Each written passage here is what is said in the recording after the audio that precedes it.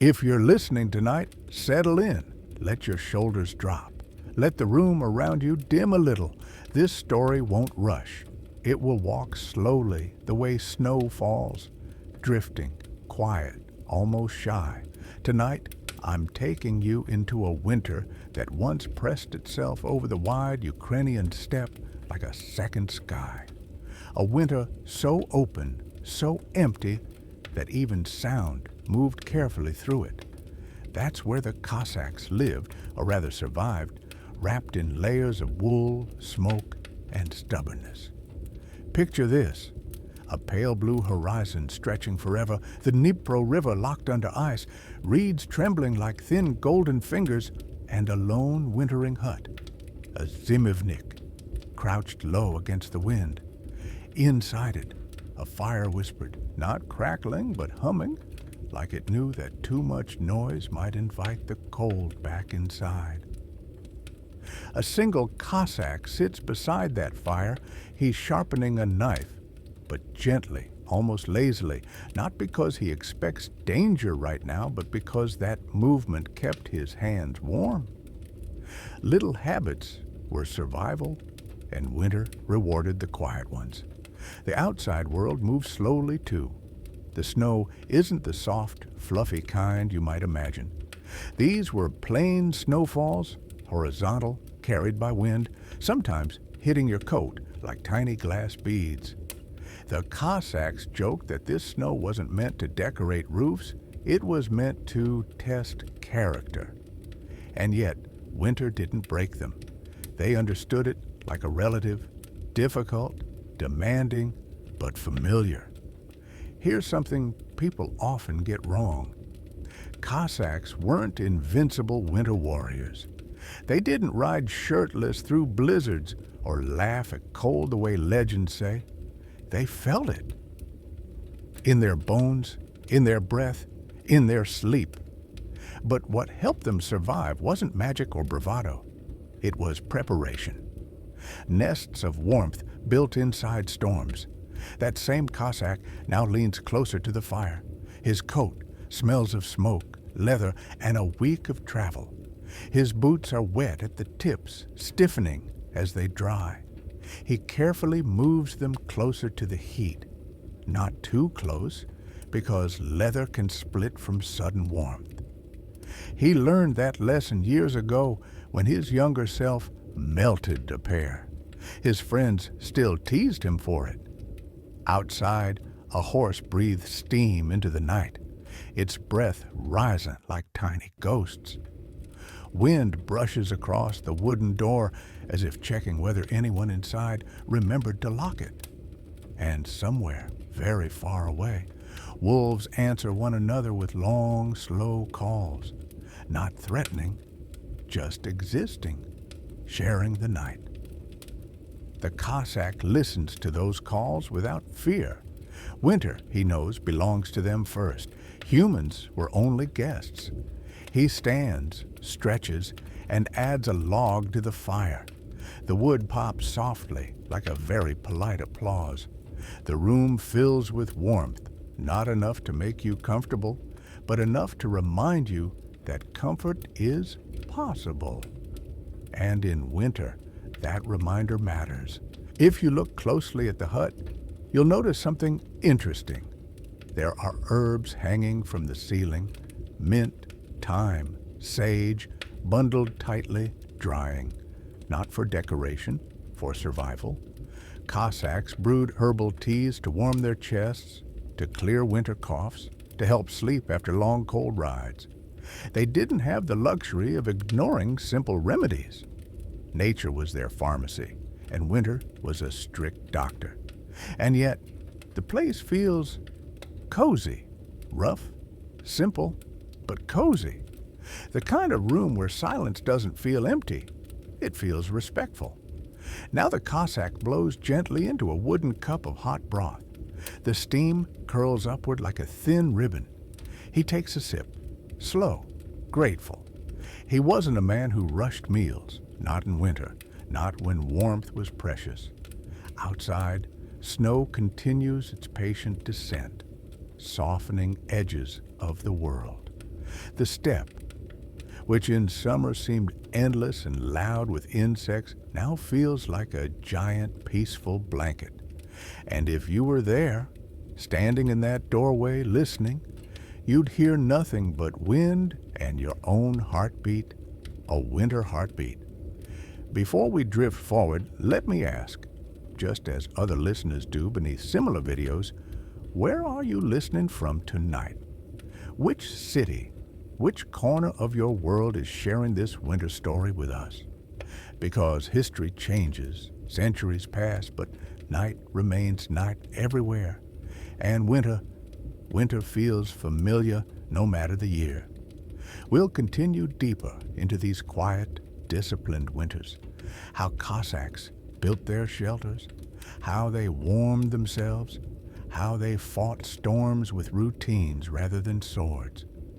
But for now, let the snow keep falling in your mind. Let the steppe stay wide and still. Let the fire breathe softly. The night deepens now, but not in a dramatic way. It settles slowly, like a blanket sliding down your shoulders. And somewhere in this long, wide winter, another Cossack begins his quiet walk back to the Zimivnik after checking the horses. If you picture him, imagine someone moving with deliberate slowness. Not because he's tired, though he is, but because rushing in snow is never wise. Snow teaches rhythm. The old Cossacks used to say, "Step too quickly," and winter listens. They meant that the wind could shift suddenly, turning a calm evening into a disorienting white blindness. His boots sink slightly with each step, leaving deep footprints that steam faintly in the cold. Snowflakes catch in his mustache and beard like silver beads. He brushes them away, but gently, as if not to break their delicate shapes. Winter always impressed him, even after years of enduring it. The cold isn't cruel tonight, just insistent. The kind of cold that nips your fingers and whispers, "Move, don't stop." He passes the small yard where the horses stand tied beneath a makeshift lean-to of branches. Their thick winter coats already glisten with frost at the edges. Horses were as much winter survivors as their riders. Cossacks rarely rode them hard in cold months. The steppe taught respect, and winter punished arrogance swiftly. He reaches the hut and knocks softly, not to alert, but simply to be polite to the silence inside. That's a thing you wouldn't expect. Cossacks believed winter silence deserved respect. It wasn't superstition. It was courtesy toward the environment that could bury you alive if offended. Inside, the first man, the one warming his boots, looks up, smiles without showing teeth, and opens the door. A gust of cold shoots through the room, slithering around the fire before retreating. The door closes quickly. Winter isn't invited any further. The newcomer shakes the snow from his shoulders, removes his heavy coat, and hangs it near the wall. Then he sits on a low stool, rubbing his hands together until the skin glows pink.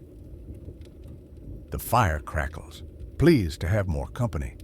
Between them, barely audible beneath the wind's distant hum, is the sound of a small clay pot simmering. Soup, thin, simple, dried vegetables, a little fat, a few pieces of smoked fish. Survival food, not feast food. But in winter, flavor mattered less than warmth. They share it. Slowly, Cossacks rarely spoke during winter meals, talk in wasted breath, and let heat escape the lips too fast. Besides, presence was its own conversation. The newcomer finally breaks the quiet. "The river's almost fully frozen," he murmurs, eyes half closed. The other nods. "Tomorrow we check the ice." Checking the ice was a ritual and one of the most dangerous tasks. The Dnipro could look solid, yet hide pockets of soft water beneath. Cossacks tested it with long poles, listening for changes in the sound. A hollow echo meant danger. A dull thud meant stability. A crisp crack meant back away slowly without turning your back. Here's another myth worth softening. People imagine Cossacks as fearless warriors in endless battles. But winter battles were rare. Their real enemy was monotony. Long stretches of stillness broken only by chores, repairs, and the daily fight to keep warmth inside walls made of wood and clay. And yet, there was beauty in that monotony. Moments of gentleness, like the sound of wool mittens drying near the fire, or the way frost painted delicate fern-like shapes on window skins, thin sheets of oiled parchment pressed against wooden frames, or the way breath formed little clouds that danced and merged before fading. One of the men pulls out a piece of linen and begins stitching a torn seam on his coat. The needle glints dimly in firelight. Sewing wasn't a woman's job here. It was everyone's job. A torn coat in winter wasn't inconvenient. It was dangerous. Frostbite didn't ask whether a man was brave. Outside, the wind quiets even more, like someone lowering the volume on a distant radio. A soft glow begins to rise above the horizon. Not sunrise, but moonlight, reflecting off snow so perfectly it feels like daylight, softened into velvet. In these nights, Cossacks often stepped outside just to look at the world. Not for patrols, not for chores, just to see the steppe glowing under moon snow. A silver desert stretching in every direction. The second man ties his boots again, tightens his belt, and stands. "I'll take a short walk before sleep," he says. He places a fur hood over his head and steps outside. As he walks, the snow squeaks under him, that sharp, crisp sound that only comes from deep cold, the kind of sound that makes you want to breathe more quietly. He pauses, watching the moon climb above the horizon, enormous and pale. The steppe feels infinite, and in that infinity, a man feels small in a way that doesn't diminish him. It steadies him. Winter humbles without humiliating. Nearby, a fox crosses the open ground, its fur blending with the snow except for the flick of its tail. It stops, looks at him, and continues its silent trot. Winter nights belong to animals as much as humans. Back inside, the first Cossack stares into the fire. He remembers something his grandfather used to say: "Winter is honest. It doesn't pretend. It simply asks, 'Are you ready?'" He folds his coat neatly, lays down on a blanket near the fire, and lets the warmth seep into his bones. Outside, the second man takes one last slow breath of the frozen air and returns to the hut. The door shuts gently behind him. The fire sighs, the wind hums, and the vast steppe sinks further into night. And somewhere, you and I drift with them, a little deeper into the quiet, a little closer to sleep, a little further from the noise of our own world. The night doesn't hurry in the steppe.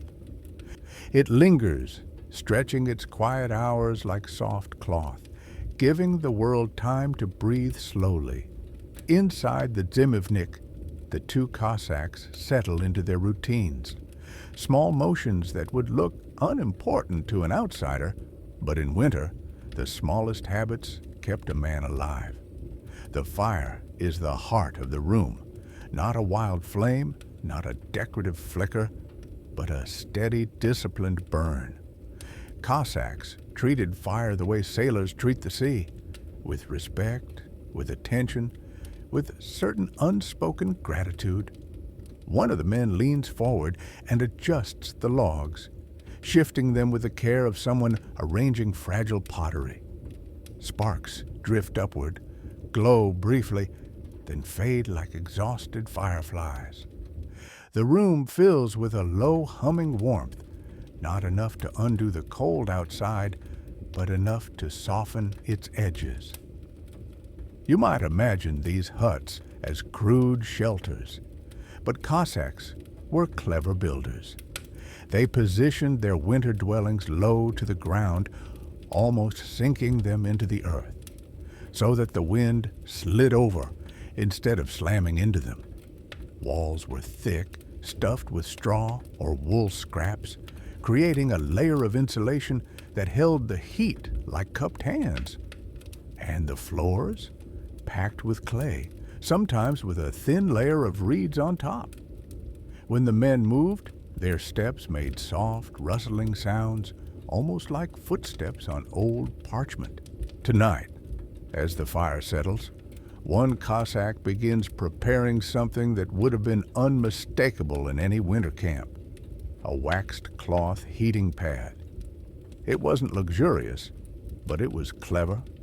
A piece of linen filled with sand or small stones, heated near the fire, then wrapped in layers of cloth. It held warmth for hours, long enough to make sleep easier. He places it near his bedroll, pats it gently, and smiles to himself. Not a wide smile. Cossacks weren't known for those, but the small, satisfied kind that comes when you succeed at something humble but meaningful. The other man opens a small wooden chest carved with simple diagonal patterns. Inside are things you might not expect: a few bundles of herbs, a roll of smoked meat, spare wool socks, and a tiny clay jar sealed with pitch. He opens the jar. Inside is animal fat mixed with melted beeswax, a winter ointment. They used it to protect their skin from cracking in cold winds. He rubs a little onto his hands, wrists, and cheeks. The scent is faint, smoky, animal, earthy, and somehow reassuring. Outside, the wind shifts again, this time with a deep, low moan, like a tired giant turning in his sleep. The hut creaks softly. It's not frightening, just winter reminding them it's there. A pot of water warms over the fire now, not boiling, just steaming, enough to release moisture into the air. Humidity was rare in winter, and dryness cracked lips faster than frostbite. So Cossacks created their own small climate inside.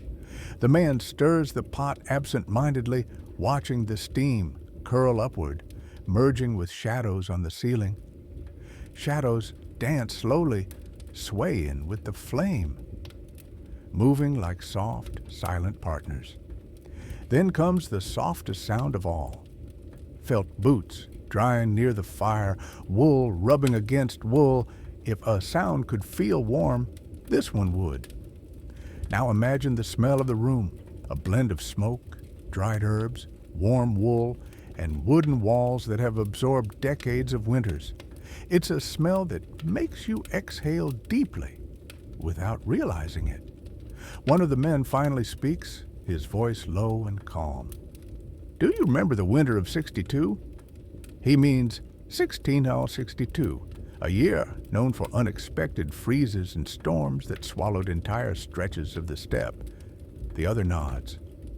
3 days without seeing the sun, he murmurs. Only the wind. And those poor men who tried to travel during it.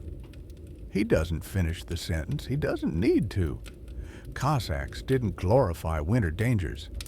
They remembered them quietly, respectfully, as warnings, not as boasts. Then something happens that only winter huts can create. The men fall silent, but not because they ran out of things to say. It's because silence feels bigger than their voices. Outside, the snow absorbs sound so fully that even their breathing becomes the loudest thing in the room. Slowly, one of them lies down on his bedroll, pulling a thick wool blanket over himself. The fabric is scratchy but warm, woven by someone in a distant village months ago.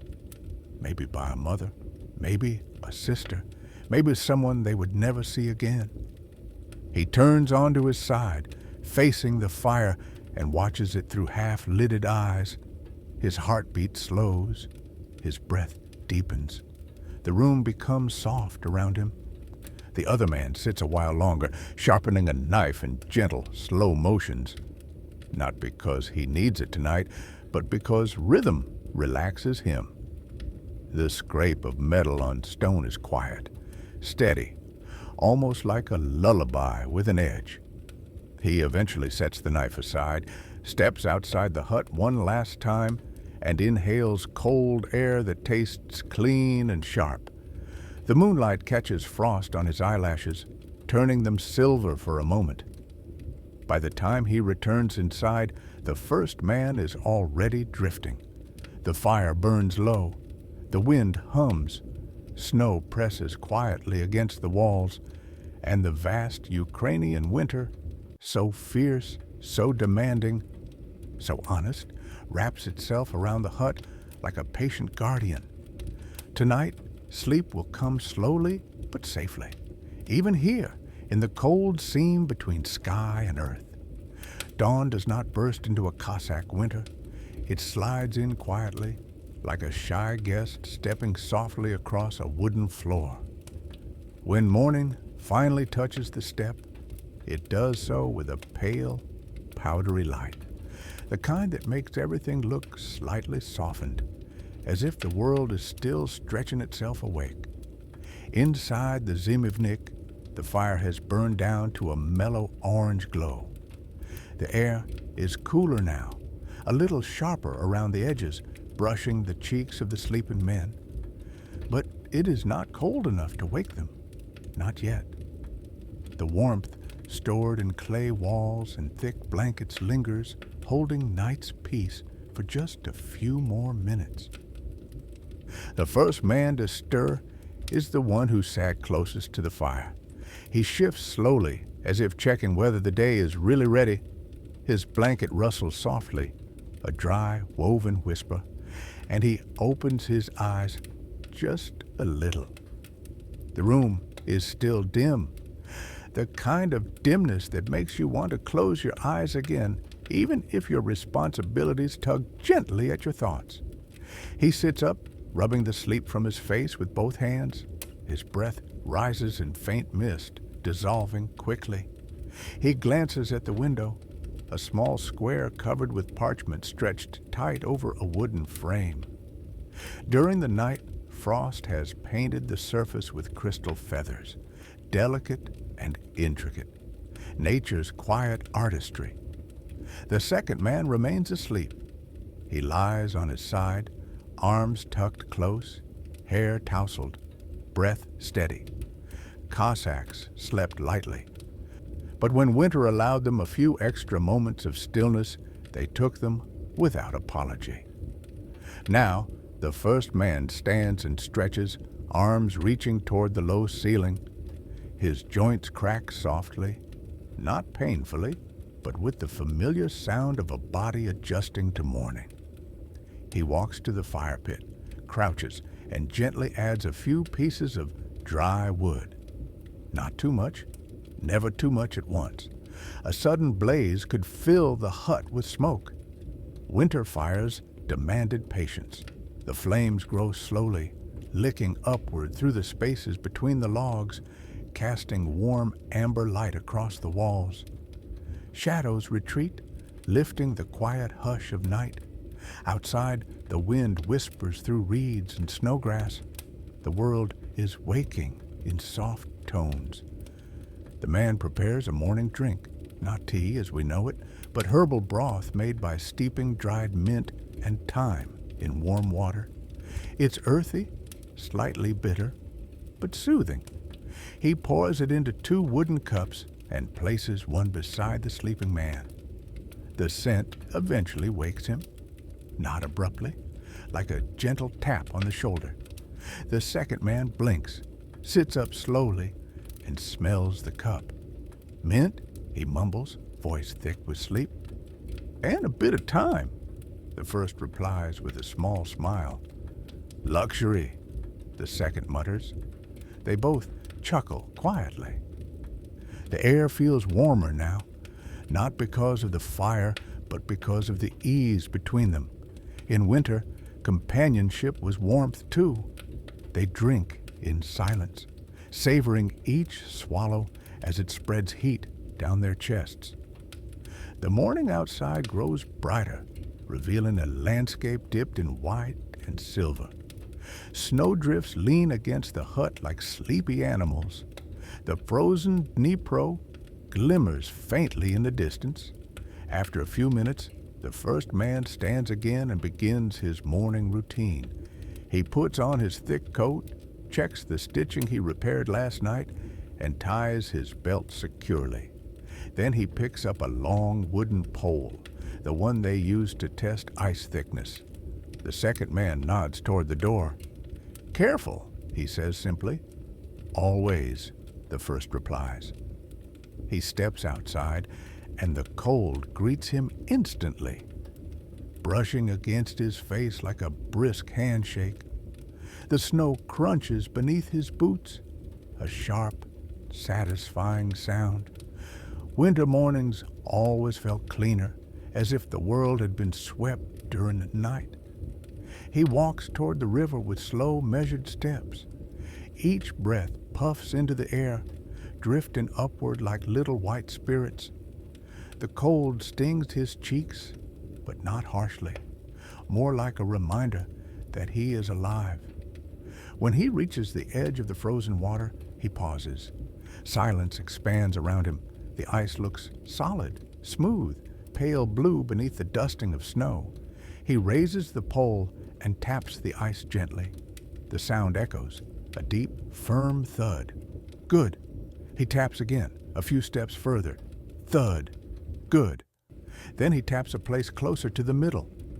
The sound changes, a more hollow resonance, a warning. He leans closer, listening. Cossacks didn't measure ice with numbers. They measured it with instinct, with experience, with the subtle way sound vibrated through air. It was a learned language. One mistake could swallow a man whole. He backs away slowly, marking the spot with a reed stuck upright in the snow. A simple sign, but an important one. Don't step here, not today, maybe not tomorrow. Back in the hut, the second man cleans the cups and rolls up his blanket. He checks the condition of his weapon, oils the blade lightly, then places it back in its sheath. Not for battle. Winter rarely saw battles, but for the comfort of preparedness. He hears footsteps outside and looks up as the door opens. Cold air slips in again, then retreats as the door closes. "Well?" he asks. "Safe on the edges," the first man replies. "But the middle needs another day." The second man nods knowingly. Winter didn't bend to schedules. It had its own pace, its own rules. They sit together for a moment, letting the morning settle. The fire crackles softly. The frost on the window begins to melt in delicate rivulets. The day stretches before them, long and quiet. Soon they will begin their chores, chopping wood, tending to the horses, checking traps, repairing leather harnesses, preparing more broth. But not yet. For now, morning simply exists, soft, slow, patient, and in that patience, a different kind of warmth grows, not the heat of fire, but the warmth of being alive in a world that asks much and gives back only to those who listen to it carefully. Morning has fully settled now, but it doesn't rush the men inside the hut. Cossack winters weren't about speed. They were about rhythm, a long, steady pulse that kept life moving at a survivable pace. The two Cossacks begin preparing for the day's first real task, collecting firewood. Not just any wood, dry wood, the kind that sings when it burns instead of spitting angry sparks. Wet wood made more smoke than heat, and in a winter hut like this, smoke was was a greater enemy than cold. The second man fastens his coat, tugging the collar higher to cover his neck. The first checks the axe blade, brushing his thumb lightly across the metal to feel if it's sharp enough. It is. Cold weather makes metal ring differently. Even the tools carry a winter voice. Before they leave, they check the fire one more time, covering part of it with ash so it burns low and steady. Fire left alone is unpredictable. Fire tended carefully is a companion. The men step outside into a pale silver morning. The air is cold enough that each breath feels like inhaling tiny crystals. Snow crunches under their boots in that crisp, satisfying way, a sound that belongs only to real winter. They walk toward a small grove of leafless trees. Bare branches reach into the sky like fingers frozen mid-gesture. The steppe looks endless around them, white, stretching all the way to the horizon, where the sky melts into the snow so smoothly you can barely see where one ends and the other begins. The first man speaks after a long quiet. "Storm coming." He says it calmly, as if mentioning that dinner will be ready soon. "How do you know?" asks the second. The air smells still. This is something winter taught them. Still air is more dangerous than loud air. Wind brings noise, motion, warnings. Stillness brings surprises. They examine fallen logs, knocking them gently with the back of the axe. A hollow knock means the wood is dead and dry. Perfect. A dull thud means moisture, unusable. Cossacks learned to judge wood the way some people judge horses, by instinct honed over years. As they chop, the sound rings out across the empty plain. Chop, chop, chop. A slow rhythm, steady as a heartbeat. Cold air curls around their movements. Frost gathers in their mustaches, sparkling like bits of glass. Every exhale rises in white clouds, drifting upward like soft smoke. While they work, a small flock of crows circles above, their black shapes dark against the pale sky. Crows loved winter camps. There were always scraps to find. The birds croak loudly as if giving commentary on the men's technique. The second man looks up.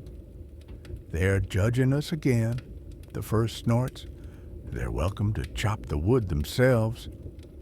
They stack the logs into a net made of thick rope, tying it securely. Together they lift it, balancing the weight evenly between them. The load is heavy, but winter made their bodies strong long before their spirits learned endurance. As they walk back, the wind finally returns, not harshly, but with a gentle push, like a long breath released after holding it too long. Snow dances in tiny spirals across the ground. The world feels more alive with each gust. When they reach the hut, they set the wood beside the entrance and step inside. Warmth greets them instantly, earthy, smoky, familiar. They stomp snow off their boots and rub their gloved hands to get feeling back in their fingers. Inside, the fire has burned down exactly the way they hoped. Steady embers, waiting patiently for new fuel. The first man adds a small log, then another, building the fire the way you build trust. Slowly, carefully, making sure each new piece rests well on the one below. The flames respond eagerly, stretching upward with renewed life. Soon, the room fills with that comfortable golden glow again. Coats are hung to dry, gloves placed near the warmth. The hut smells like smoke, wool, and fresh-cut wood. Then comes one of winter's most underestimated rituals, warming the hands.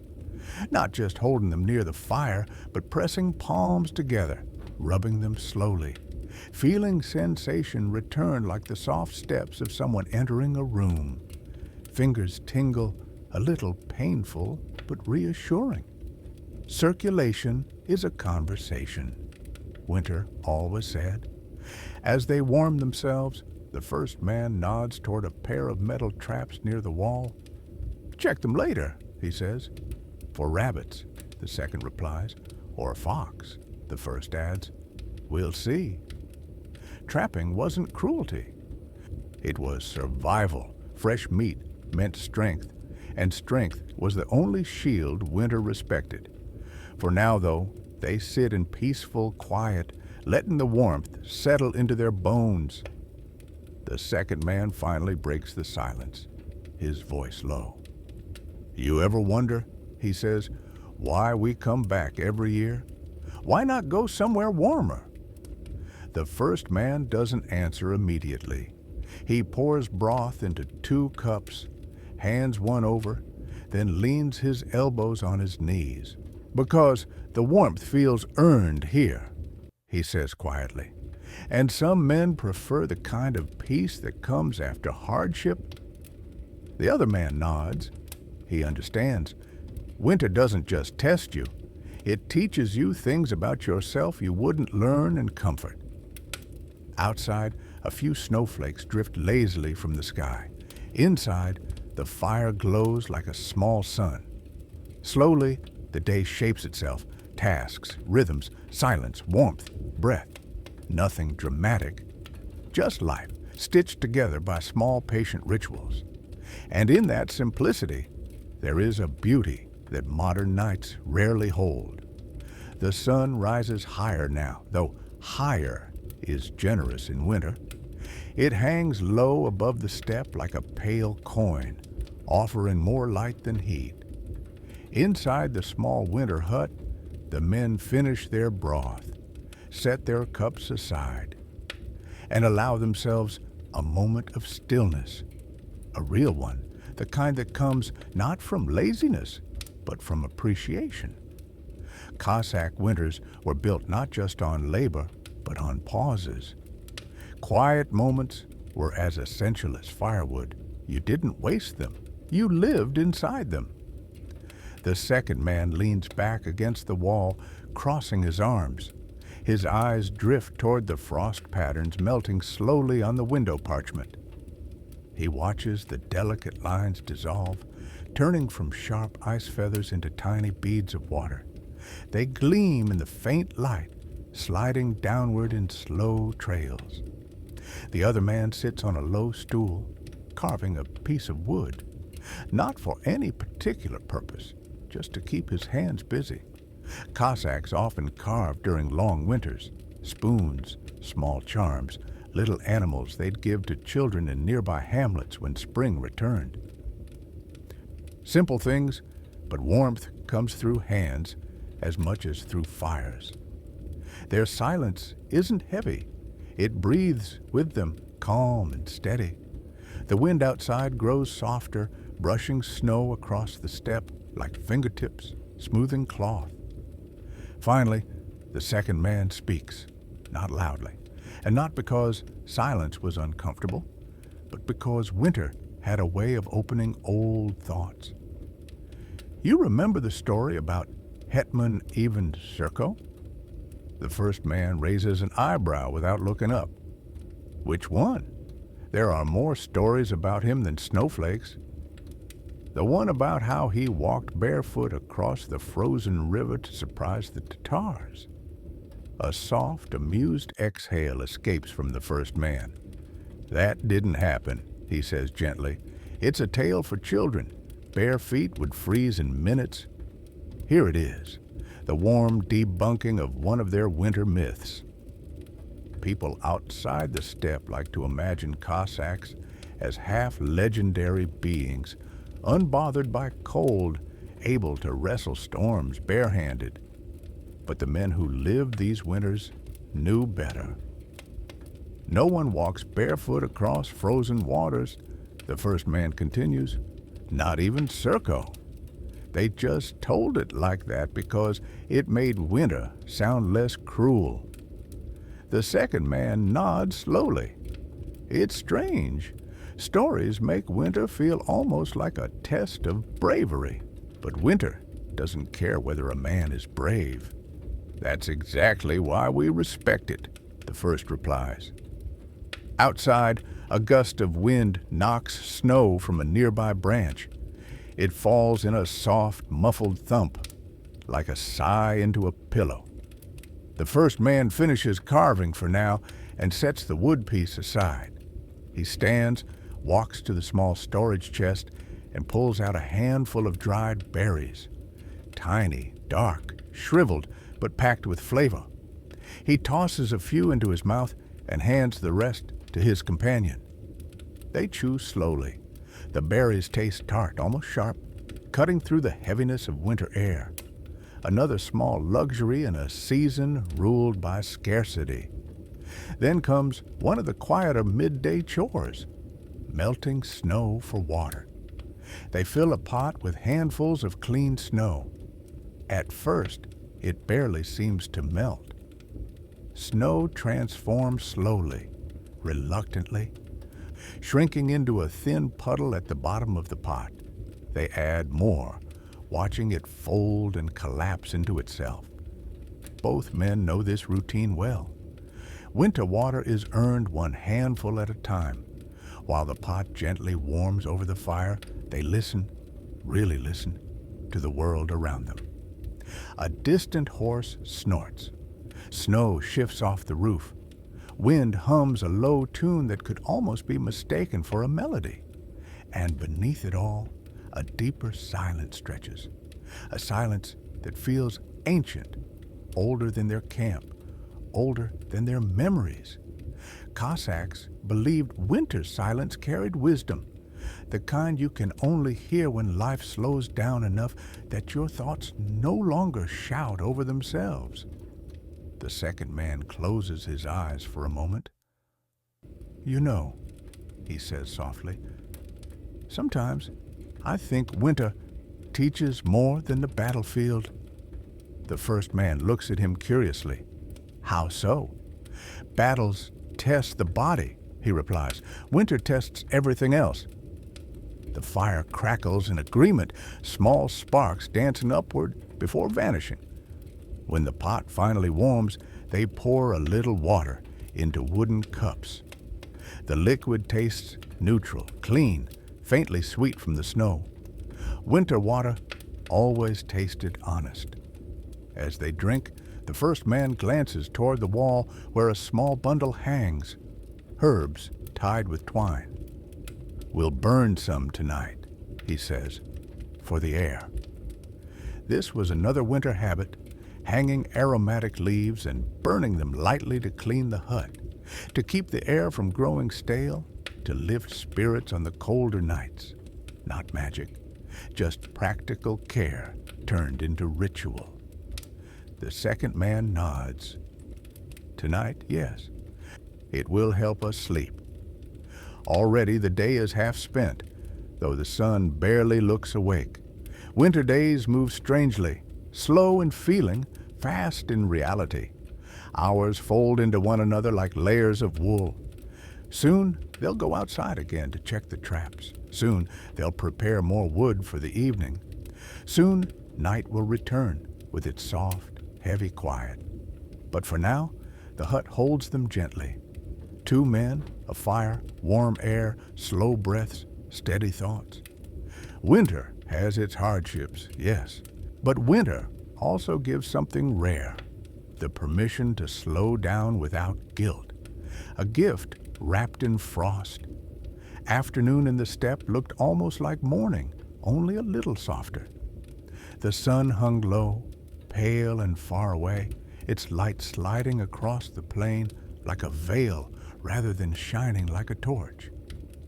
Inside the winter hut, the quiet had become deeper, not sleepy, just settled, like a blanket that has found the perfect folds.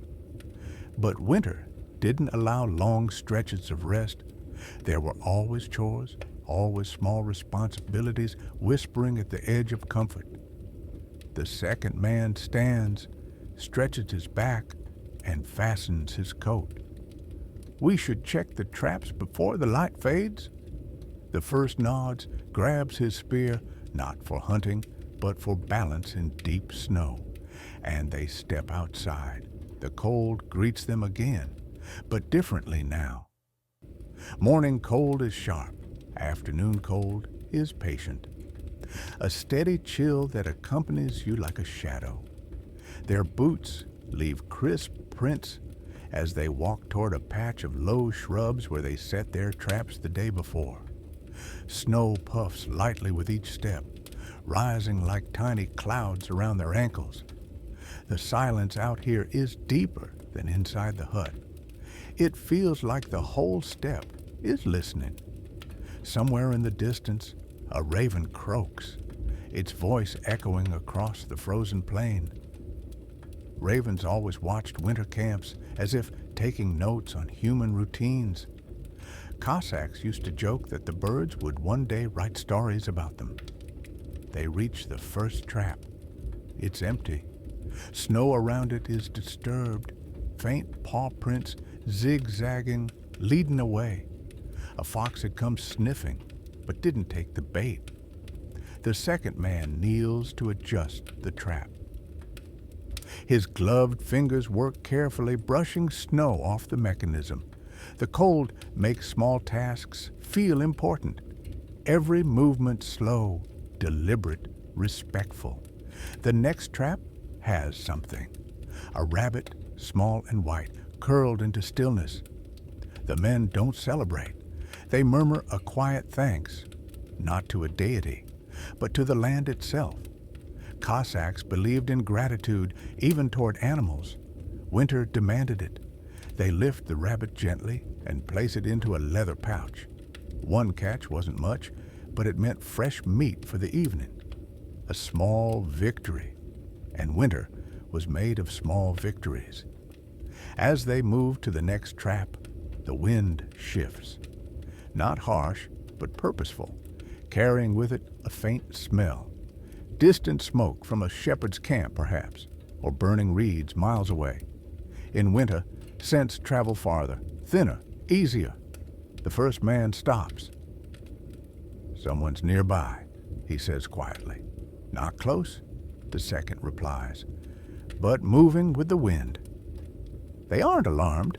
Cossacks were familiar with the presence of distant travelers, hunters, shepherds, wandering traders who dared winter's quiet roads. The steppe was wide enough for many lives to exist without crossing paths. Still, they listen. Winter taught listening better than any teacher. After a long moment, the wind settles again, carrying only the soft hum of snow drifting across the ground. The moment of alertness passes. They continue. By the time they reach the final trap, the sun is already beginning its slow descent. Winter afternoons fade early, melting into long evenings that blur into night. Another rabbit waits in the last trap. 2 in one day. Rare, but welcome. They collect it and begin their walk back to the hut. The world feels even quieter now. The snow reflects the dimming light, creating a soft glow around everything. Their shadows stretch long behind them, tall and thin across the plain. Halfway back, they pause, not for danger, just to take in the moment. There is a kind of beauty here that doesn't exist anywhere else. A beauty made of emptiness, openness, and stillness that feels almost sacred. The steppe in winter wasn't just a place, it was a presence. The second man exhales slowly. "I never thought I'd grow to like this season." "You don't like it," the first says gently. "You respect it, that's enough." They continue walking. Snow crunches beneath them in a soothing, repetitive rhythm, a soft, crisp sound that could lull even a restless mind. When they reach the hut, smoke curls from the chimney in a thin line, drifting upward like a fragile thread. It means the fire held. a small comfort that felt like an enormous one. Inside, they hang their coats, remove gloves stiffened by frost, and place the rabbits on a wooden table. The room feels warm again, smoky, dim, welcoming. The first man kneels to tend the fire, feeding it new logs with slow, sure movements. The flames brighten, licking upward, filling the room with a golden glow that pushes back the creeping blue of evening.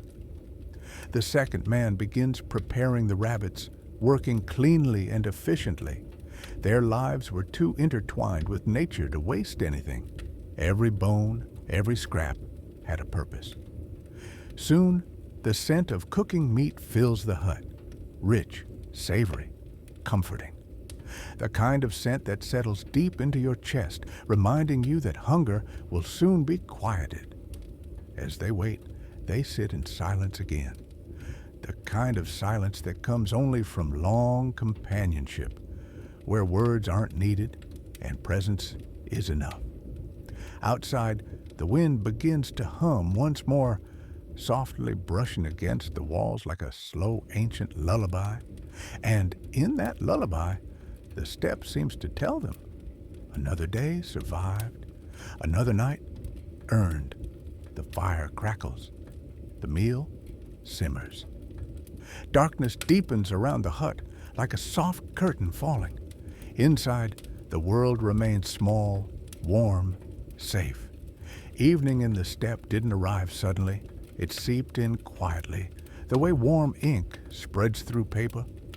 One moment the horizon was gray-blue, and the next it slipped into a deep, velvety dusk that wrapped itself around the winter hut like a patient hand. Inside, the men finish preparing the evening meal. The rabbits simmer in a clay pot over the fire, releasing slow, savory steam that fills the room with a smell so comforting it almost feels like a memory. Herbs crackle lightly on the surface. Thyme, dried onion, a pinch of salt saved from autumn stores. Food was simple here, but simplicity did not mean lack. In winter, simple things tasted like wealth. The first man lifts the lid and inhales the steam. The warmth fogs his face for a moment. He smiles slightly, a smile made more from relief than pleasure. "It's ready," he says quietly. They eat slowly, savoring each bite. Cossacks rarely talk during meals, especially winter meals. It wasn't a rule, just a natural stillness that food encouraged. Chewing was slow, thoughtful. Warmth spread from stomach to chest, loosening the tightness that cold creates. After eating, the second man pours melted snow into their wooden cups. It tastes clean, cold, a little sweet. Snow water was different from river water, softer somehow, as if winter filtered it through silence itself. Outside, darkness deepens into true night. The wind picks up again, brushing against the wooden walls in long, sighing waves. Sometimes it sounds almost like voices, low, stretched-out whispers. People who didn't know these winters often grew unsettled by the sound. But the Cossacks knew. This was just wind moving through reeds, nothing more. The men settle near the fire. The flames are brighter now, lively, as if pleased to have the company. Shadows dance along the walls, long and thin, swaying to the rhythm of crackling wood. The first man reaches for the bundle of herbs hanging by the wall, the ones they set aside earlier. He breaks off a small piece and tosses it into the fire. Instantly, the room fills with a fresh, woody scent, like pine mixed with mint. The smoke curls upward, clearing the air, making breathing feel easier. This was a winter ritual too, not superstition, not magic, just the human instinct to make the air inside a winter shelter feel alive. After a long quiet, the second man speaks, his voice low and thoughtful. "You ever think about how big this land is? The first man nods, poking the fire gently with an iron rod. Big enough to make a man feel small, he replies, but not in a bad way. The second man gazes into the flames. It's strange. In the cities, people say Cossacks love the open steppe because it gives them freedom. And don't we? The first asks. We do, the second says softly. But sometimes I think what we love isn't freedom. It's space, a place where your thoughts finally stop shouting. The fire makes a soft sound, a tiny pop, a crackle, a whisper. Outside, the wind circles the hut once, twice, like a wandering spirit looking for something familiar, then drifts away again. A few flakes of snow tap lightly against the roof, faint little touches that sound like fingers brushing fabric. The first man leans back, crosses his legs, and begins sharpening his knife again. Not out of necessity, the day is done, but because rhythm calms him. Scrape, pause, scrape. The steady pattern fills the room like a quiet heartbeat. The second man closes his eyes, not to sleep yet, just to rest his mind. Remember last winter, he murmurs, when the storm lasted 3 days and nights? The first man nods slowly. We couldn't see the horses even when they were tied 5 steps from the door. I thought the roof would give in. It held, the first says calmly. Everything holds if you build it with care. A long silence passes, not empty, just peaceful. Winter nights gave men space to think. Memories move slowly through the mind like shadows shifting gently with the firelight. After a while, the second man opens his eyes and looks toward the door. Do you hear that? He whispers. The first pauses, listening. A sound floats through the wind, faint, distant, not a howl, not an animal. A drum? No, a slow, rhythmic thudding. The men exchange a look but remain calm. Winter carries noises strangely. A shepherd chopping wood miles away could sound like footsteps nearby. Wind against frozen branches could mimic distant hooves. The first man stands and steps toward the door. He places his hand on the wooden frame, feeling for vibrations. Nothing. He unlatches the door carefully and opens it just a crack. Cold air creeps in, brushing his face. The steppe is dark, peaceful, untouched. The moon lays silver across the snow in long, gentle strokes. He listens. The thudding repeats. Fainter now, almost swallowed by the wind. It's far, he says softly. Very far. Probably someone traveling the ridgeline. The second man nods. Or winter, just reminding us it's not done teaching. They close the door gently, shutting out the night. Inside, the fire's glow deepens, warm and steady. The smell of herbs lingers in the air. The wooden walls creak softly, not from strain but from settling into the cold. The 2 men sit again near the fire, letting the warmth seep into their bones. Outside, the steppe breathes, wide, ancient, watchful. Inside, the fire holds back the dark, small, steady, faithful. No wars tonight, no storms, no danger, just 2 men, a fire, and the simple peace of surviving another winter day. Night in the steppe has a way of deepening that feels almost alive, not threatening, just attentive, as if the darkness itself were leaning in to hear whatever small stories humans told around their fires. And in that winter hut, with the fire glowing low and steady, the 2 Cossacks felt that familiar presence, the quiet awareness of a land older than memory. The first man closes the door fully, sliding the wooden bar into place. The cold stays outside. The warmth stays in. That simple barrier, a single plank of wood, feels like a fortress wall tonight. He sits again beside the fire, rubbing his palms together slowly. The crackling flames light his face in soft golden shadow. The second man watches the fire for a long moment before speaking. "That sound," he murmurs, "reminded me of something."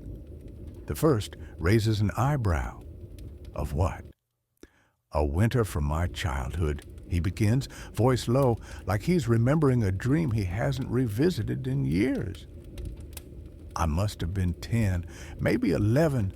I woke in the night because I heard footsteps outside the house. My father was away. My mother grabbed the poker from the hearth. I remember how tightly she held it." The fire snaps softly, a small encouraging sound. "It turned out to be nothing," he continues, "just branches hitting the wall in the wind, but I'll never forget the fear in her eyes. Winter makes everything louder." The first man nods slowly. "Fear only comes easily when the world is quiet." He pokes the fire with an iron rod, sending a small flurry of sparks upward. Silence gives space for thoughts too large to speak. The second man smiles faintly. "Maybe that's why we talk so little in winter," he says, "because the steppe might overhear our secrets." They both chuckle gently, the kind of laugh that warms more than amusement ever could. Outside, the wind calms further, softening into a long, steady breath. A faint shimmer hangs in the air, moonlight reflecting off frost crystals floating near the surface of the snow. It looks almost magical, but not in the fairy tale way. More like the earth is inhaling cold and exhaling silver. Inside, the hut glows warm and dim. Wool blankets are spread near the fire. Clothes hang to dry. The leftover bones from dinner sit neatly in a small bowl. They will be boiled tomorrow for broth. Nothing is wasted in winter. The second man reaches into his coat and pulls out something unexpected. A small wooden whistle, carved unevenly as if made by a child. He turns it in his fingers before saying, "My nephew made this before I left." His voice softens. "He said it would scare wolves away." The first man smiles. "And does it?" "I don't know," the second admits. "I never dared to test it." He places the whistle on the table gently, as if afraid it might break. A tiny thing, but in winter, tiny things could be anchors. The men sit quietly for a while, listening to the fire and the faint echo of the step's breath. Then the first man speaks again. "You ever notice how winter equalizes everything?" The second looks at him. "How do you mean?" "In summer," the first says, "men walk with pride. Their coats flutter in warm winds, their horses shine. Everyone tries to look stronger than the next." He pauses, watching the embers glow. "But in winter, pride cracks. Wind strips it away. A storm doesn't ask who you are." The second man nods slowly. "Winter turns us all into the same thing," he says. "Just people trying to stay warm." A comfortable silence settles again, this time deeper, fuller. The kind of silence that seems to wrap around the bones, soothing the parts of a man that talk too much when the world is loud. Suddenly, the fire lets out a low, rumbling pop, a log collapsing inward, shifting the flames. The sound echoes briefly in the small room.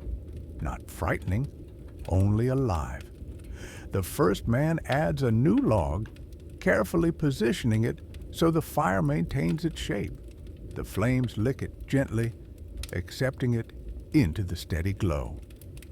The light illuminates the ceiling, revealing smoke stains from winters long past.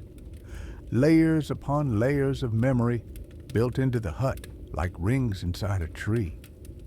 The second man watches the shadows dance.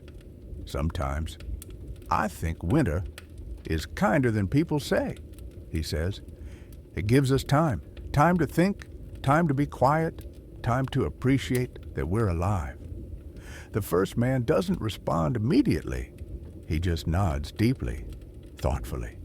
Then, slowly, he reaches for the fur-lined coat hanging near the door, not to leave, but to shake it out, preparing it for the cold night ahead.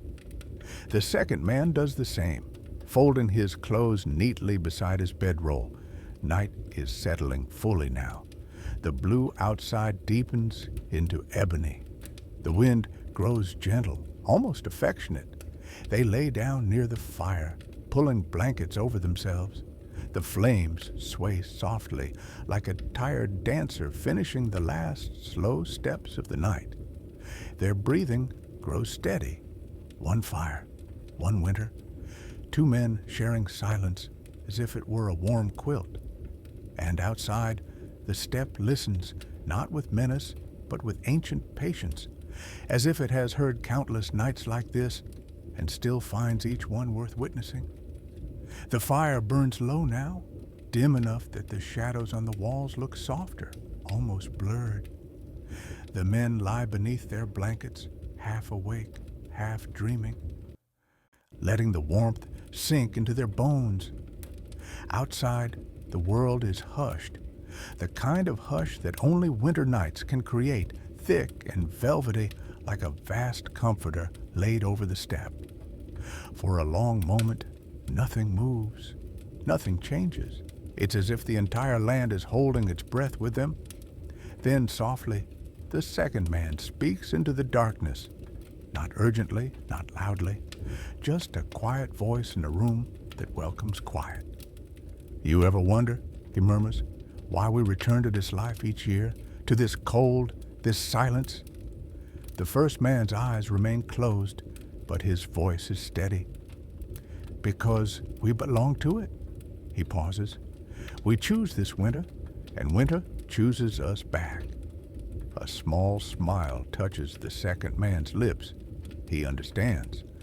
The steppe wasn't something you conquered, it was something you agreed to survive alongside. He turns onto his back, watching the ceiling glow faintly as the fire's last embers pulse like a slow heartbeat. Little red eyes in the dark. "We talk so much about what winter takes," he says softly. "Warmth, strength, comfort." He hesitates. "People." The first man opens his eyes now, looking toward the ceiling too. "But winter gives things too," he says. "It gives stillness, clarity, the kind of quiet that makes a man hear his own truths." They lie there, listening to the truth of that. The room creaks gently as wood adjusts to the cold, not a warning, just a reminder that everything, even a hut, breathes a little differently in winter. After a while, the second man sits up slightly, elbows resting on his blanket. "You know," he says, "when I was younger, I thought winter punished us." He chuckles quietly. "But now I think winter teaches." The first man nods, eyes half closed again. "Teaches patience," he says, "and humility. And how to be grateful for small things," the second adds. "Like broth," the first murmurs, "and warm socks, and silence, and each other." The fire gives one soft crack, almost like agreement. They fall quiet again. Outside, the night deepens into a richer blue, so dark it nearly touches black. Stars prickle the sky like tiny sparks of frost. A thin mist rises above the snow, curling low across the ground, making the steppe look as though it is exhaling in slow motion. Somewhere far off, an owl calls, a long, low note that blends beautifully with the winter air. The men listen to it, not with caution, but with appreciation. Night sounds were as familiar to them as morning chores. The second man lies down again, pulling his blanket up to his chin. "We'll need more wood tomorrow," he mutters. "And we'll get it," the first replies simply. He stretches an arm toward the fire, warming his hand before tucking it back under the blanket.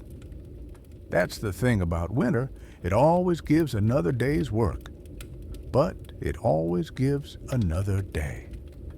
For a moment, the silence that follows feels deeper than any they've shared tonight.